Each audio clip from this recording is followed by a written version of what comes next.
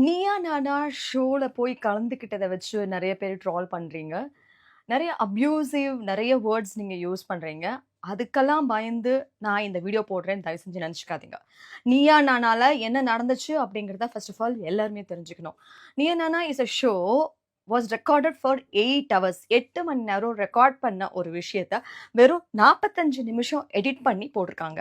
அது மட்டும் இல்லாம நீங்க எல்லாருமே வந்து அன்எடிட்டட் வெர்ஷன் பார்த்தீங்கன்னா, என்ன நடந்துச்சு அப்படிங்கிற விஷயம் தெரியும்.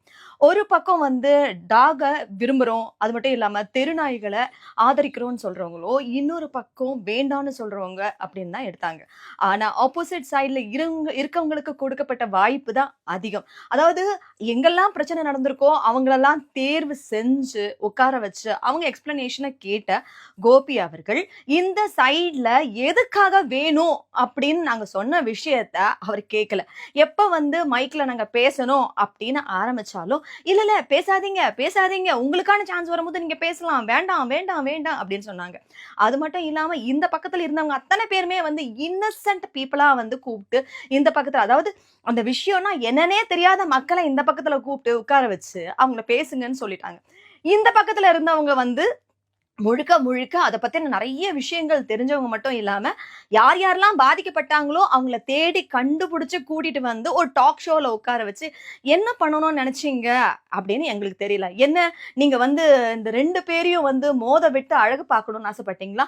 மேட்டர் ஆஃப் டிஆர்பி எதுக்காக நீங்க இந்த மாரியான ஒரு ஒரு அக்லி கேம் விளையாடி இருக்கீங்கங்கிறது எங்களுக்கு ஒண்ணுமே புரியல. இதுவரைக்கும் வந்துட்டு எந்த ஒரு சேனல் பத்தியோ, எந்த ஒரு புரோகிராம் பத்தியோ இதுவரைக்கும் நான் பேசுனதே கிடையாது.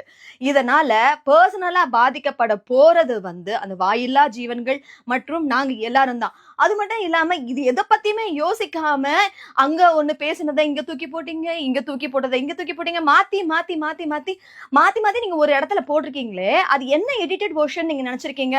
ஒருத்தங்க பேசும்போது இன்னொருத்தங்க சிரிக்கிறது இதுதான் எடிட்டட் வெர்ஷனா? What do you think? இத பாருங்க மக்களே.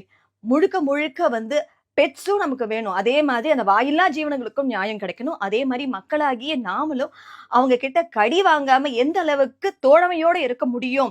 அதுக்கான சொல்யூஷன் என்ன கிடைக்கும்? அப்படிங்கிறதுக்காக தான் இந்த ஷோல போய் உட்கார்ந்தோமே தவிர, மத்தபடி வேற எதுக்குமே கிடையாது. இதுக்கு ஒரு நல்ல தீர்வு கிடைக்கும். கண்டிப்பா வந்து ஒரு நல்ல சொல்யூஷன் கிடைக்கும் அப்படிங்கிறதுக்காக தான் போனோமே தவிர, மத்தபடி உங்க வெறுப்ப சம்பாதிக்கணும், இல்ல உங்க மனச ஹர்ட் பண்ணணும் அப்படிங்கிறது கிடையாது. நானும் ஒரு மனுஷி தான்.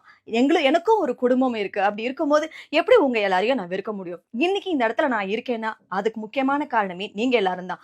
அப்படி இருக்கும்போது, எதுக்காக நீங்க பாதிக்கப்படணும்னு நான் ஆசைப்படுவேன்? அத கொஞ்சமாவது யோசிக்கிறீங்களா?